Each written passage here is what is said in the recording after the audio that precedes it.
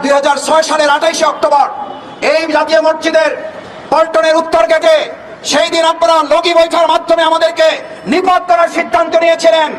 আমরা আমাদের হাফেজ শিপন মুজাহিদদের জীবন বাজি রাখার মধ্য দিয়ে সেদিন প্রথম দফা আপনাদেরকে আমরা পরাজিত করতে বাধ্য হয়েছিলাম।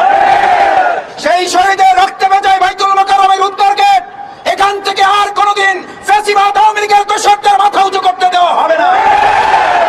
আরেকবার আবু সাঈদ মুগ্ধরা জীবন দিয়ে এই ফ্যাসিবাদ আওয়ামী লীগের কবর রচনা করেছে। সুতরাং সেই ফ্যাসিবাদ আওয়ামী লীগ আবার যদি 7 হাত মাটির নিচে কিছু টাকা পয়সা রেখে আপনাদেরকে গরম করে হাতির মাথায় লাথি মারার সাহস দেখায়, এই সাহস দেখিয়ে জনগণের গণধোলাইয়ের মুখে পড়া ছাড়া আপনাদের আর কেমন কিছু উল্লেখযোগ্য। আমরা পরিষ্কার বলতে চাই, আপনাদেরকে যদি কেউ কেউ পিছন থেকে উস্কানিও দিয়ে বলে যে আপনারা করেন, আমরা দেখতেছি, আমরা আপনাদের বাধা দেবো না, এই কথা আমরা কারো কারো মুখে শুনতে পাই। ভালো করে কান খুলে শুনে রাখেন আওয়ামী লীগ, ভালো করে শুনে রাখেন নিষিদ্ধ ছাত্রলীগ, যুবলীগ, শ্রমিক লীগ 2024 সালের জুলাই আগস্টের গণঅভ্যুত্থানে আওয়ামী লীগকে নিষিদ্ধ করার জন্য, দেশ ত্যাগ করার জন্য কোন দল মত নির্বিশেষে শুধু এখানে ভূমিকা পালন করে নাই, জনগণ, ছাত্র জনতা কাঁধে কাঁধ মিলিয়ে আপনাদেরকে দেশ থেকে বাধ্য করেছে। সেই জনগণ এখনো বেঁচে আছে, সজাগ সচেতন আছে, 1 সেকেন্ডের জন্য আপনাদেরকে দাঁড়াতে দেওয়া হবে না।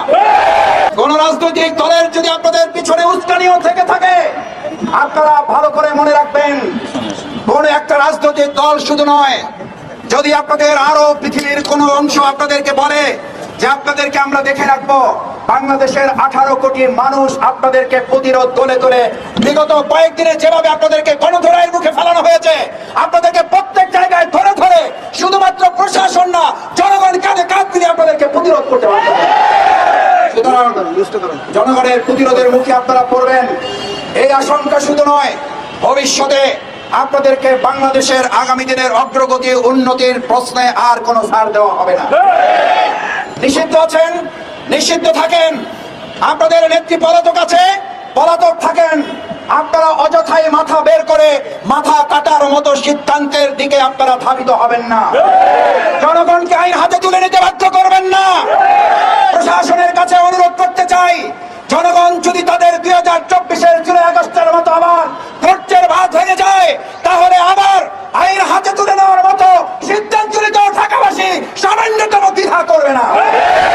সুতরাং প্রশাসনে যারা আছেন, বাংলাদেশ জামাত ইসলামী, ইসলামী ছাত্র শিবির ন্যায়সঙ্গত দাবি আদায়ের জন্য আমরা কর্মসূচি ঘোষণা করা ছাড়াই এই পল্টনকে আমরা যুদ্ধ অবস্থা করে দেখেছি, এটাকে যুদ্ধের ময়দান হিসেবে দেখেছি। সেই প্রশাসনিক এখনো বাংলাদেশে আছে।